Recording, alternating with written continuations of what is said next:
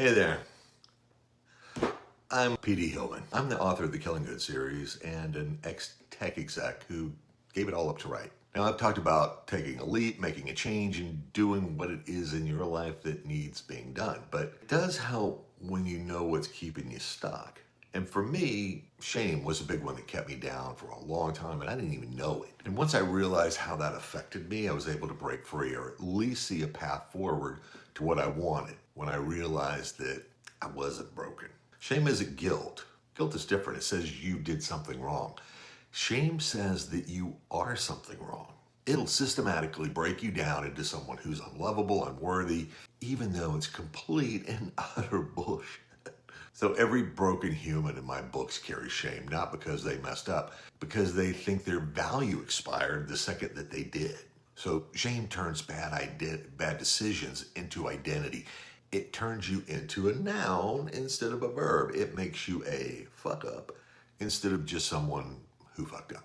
Now, for those who haven't done a shit ton of therapy, like me, shame, or that I'm not good enough core belief, generally manifests itself outwardly as an overcorrection.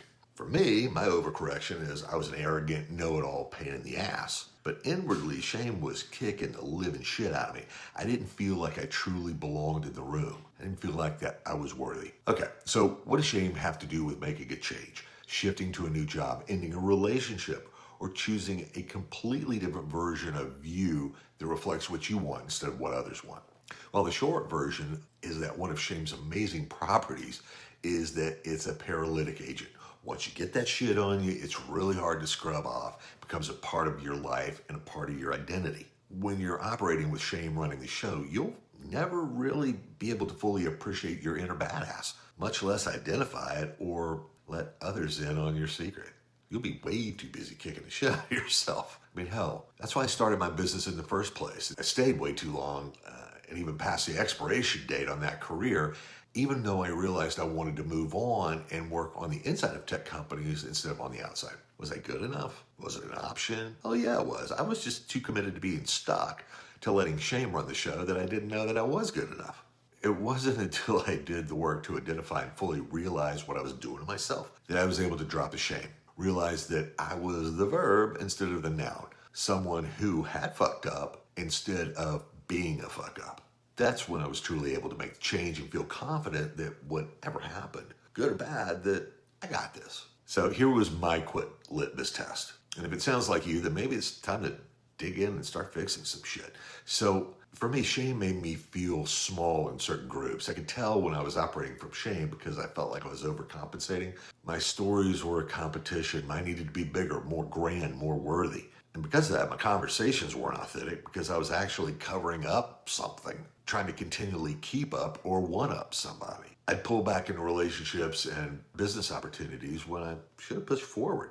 Then I'd beat myself up about it. I'd be paralyzed by self-doubt, fueled by shame, bullshit myself into thinking that paralysis is some sort of universal thing that keeps us all down.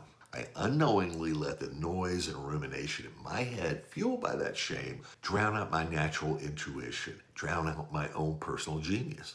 Yeah, shame. It's a bitch, and it damn sure ain't grace, no matter how much you wallow in it. It's just excess drag that keeps you from achieving liftoff, from making that change that you need. It's just fear dressed up in good manners. So here's what I've learned. Shame dies in the daylight when you realize it and you own it. When you speak it, when you write it, when you turn it into art. You don't bury shame. You bury what it told you about yourself. We're not broken. Bruised? Sure. But bruises fade. So give shame a proper send-off. Write something to your older, younger self. Say what you needed to hear 10 years ago. Tell yourself it's okay to feel shame, but to let it go. Burn that fucking bridge if it means that you can finally walk free. Be the verb. And whatever you do, tell shame, you're not the boss of me. Take care.